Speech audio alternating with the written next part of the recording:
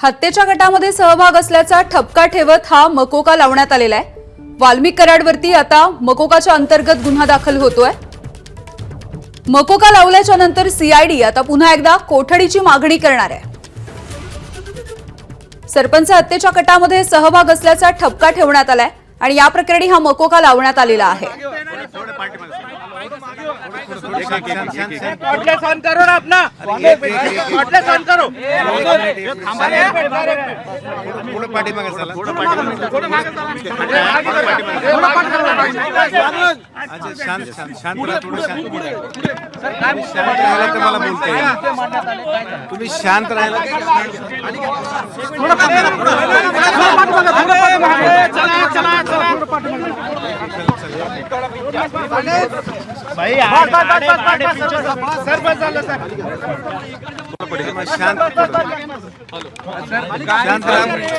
शांत राहा, सगळ्याला बोलतो मी शांत राहा।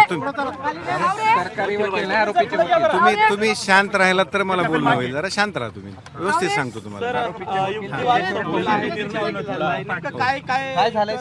नाही, आज ह्याच्यामध्ये कोर्टापुढे युक्तिवाद झाला। त्यांनी 10 दिवसाचा पोलीस रिमांड मागितली होती, पोलीस कस्टडी। त्याच्यामध्ये 10 मुद्दे त्यांनी घेतले होते की ह्या मुद्द्यावर आम्हाला 10 मुद्द्यावर त्यांची पोलीस कस्टडी पाहिजे। याच्यावर 31 डिसेंबरला 15 दिवसाची पोलीस कस्टडी त्यांनी दिलेली होती। त्यापैकी 10 मुद्दे त्यांनी परत सांगितले होते की आम्हाला त्या बाकीच्या गुन्ह्यात तपास करायचा, यांची प्रॉपर्टी वगैरे चेक करायची, ते करायची। त्याच्यामुळे कोर्टानं आज दोन्ही सरकारी वकिलांचा आमचा युक्तिवाद ऐकला आणि कोर्टानं त्यांना जो पोलीस कस्टडी मागण्याचा अर्ज होता तो त्यांचा फेटाळलेला आहे आणि मॅजिस्ट्रेट कस्टडी दिलेली आहे। नाही, असं बिलकुल कोर्टापुढे काही नाहीये। कोर्टापुढे आतापर्यंत आमच्याशी कुठं निदर्शनास आलेलं नाही किंवा काही नाहीये। कारण आता आज फक्त जी काही एक्स्टॉर्शनची केस आहे त्या संदर्भात आजची केस सुनावणी झालेली होती आणि मोका लावण्याच्या संदर्भात किंवा दुसऱ्या गुन्ह्याच्या संदर्भात असं आतापर्यंत ह्या कोर्टापुढे तरी अर्ज आलेला नाही। आता ते आम्ही त्या पुढच्या वेळेस आम्ही बघू, सांगू तुम्हाला। म्हणजे मोका लावल्यानं काय त्यांचा तसंही ह्या आतापर्यंत जो तपास आतापर्यंत आलेला आहे त्या तपासामध्ये त्यांनी सांगितलं की आम्हाला दुसऱ्या गुन्ह्यामध्ये त्यांना तपास करायचा आहे, पण कुठेही तपासामध्ये वाल्मिक कराड यांचा सहभाग आलेला नाहीये। हे आम्ही कोर्टाला स्पेसिफिक आर्ग्युमेंट केलेलं आहे की गुन्ह्यामध्ये त्यांचा जो 103 BNS खाली गुन्हा आहे त्याच्यामध्ये यांचा कुठलाही सहभाग, ऑन द कॉन्ट्ररी त्यांनी असं मागितलं होतं की आम्हाला त्यामध्ये त्यांचा तपास करायचा आहे। त्या गुन्ह्यामध्ये यांचा सहभाग आहे का नाही या संदर्भात आम्हाला तपास करण्यासाठी परत 10 दिवसाची पोलीस रिमांड मागण्याचा अर्ज त्यांचा होता। त्याच्यामुळं त्या पद्धतीमध्ये किंवा त्या तपासामध्ये वाल्मिक कराड यांचा त्या गुन्ह्यामध्ये कुठेही सहभाग आलेला नाही। आता सर एमसीआर झालेला आहे, आता ब्रेकची काय पुढे काय आता पुढे काय ऐका आता पुढे काय नाही, आम्ही त्यांना सांगा पुढे काय नाही। आता आम्ही जमानचा अर्ज आज दाखल केलेला आहे, त्याच्यावर 2-3 दिवसात सुनावणी अपेक्षित आहे ह्या गुन्ह्यामध्ये।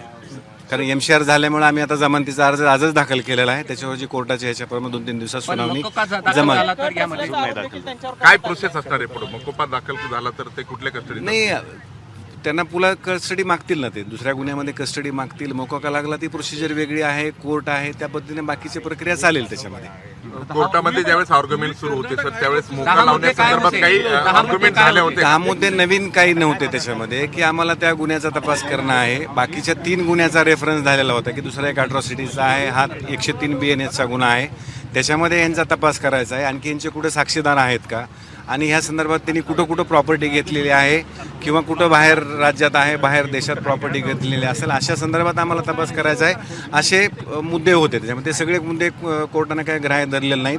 हे सगळे मुद्दे ग्राह्य धरून कस्टडी देण्याचं कोर्टानं नाकारलेलं आहे। सीआयडीनं तपास युक्तिवाद सुरू होता त्यावेळेस सीआयडीनं मागणी केली होती का की मोका संदर्भात काही पत्र दिले का त्यांना?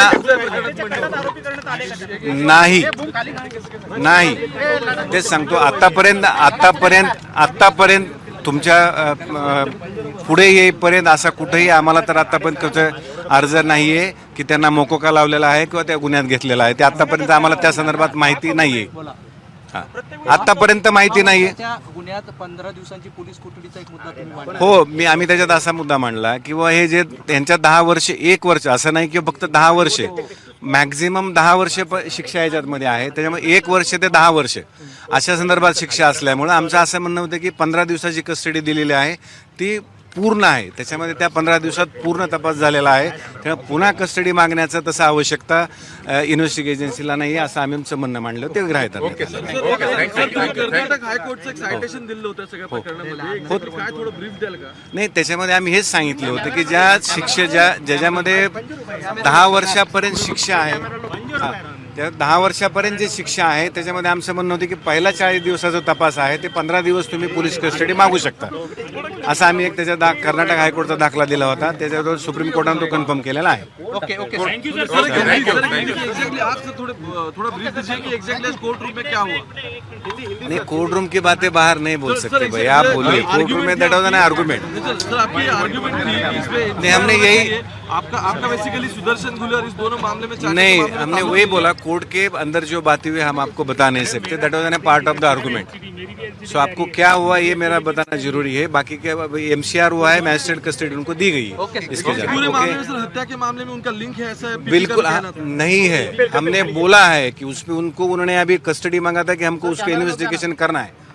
उनका यही चाहिए था कि हमको इन्वेस्टिगेशन करना है, उनका कुछ रोल है क्या नहीं. अभी तक उन्होंने कुछ बोला नहीं, वो रिमांड में कुछ आया नहीं कि उनका कुछ रोल है.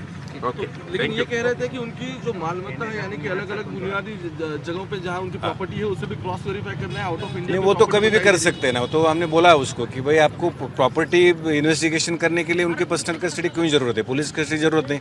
वो आप तो रजिस्ट्री ऑफिस में जाके एट 1 क्लिक आपको मिल सकता है सब. क्या बार बार वही ग्राउंड्स दिए जा रहे हैं, आप दोहरा रहे हो? वही बोला मैं आपको कि पहले वही ग्राउंड थे, अभी वही ग्राउंड है और 15 दिन में हमारा कोई 103 BNS के अंदर कोई कनेक्शन आया नहीं है. ओके भाई that's all sir. Thank you. Bye. तर 10 दिवसांची पोलीस कोठडी मागण्यात आलेली होती, मात्र 14 दिवसांची न्यायालयीन कोठडी सुनावली गेली आहे. पोलीस कोठडीची केलेली मागणी ही फेटाळून लावल्याचं कराडच्या वकिलांनी सांगितलंय.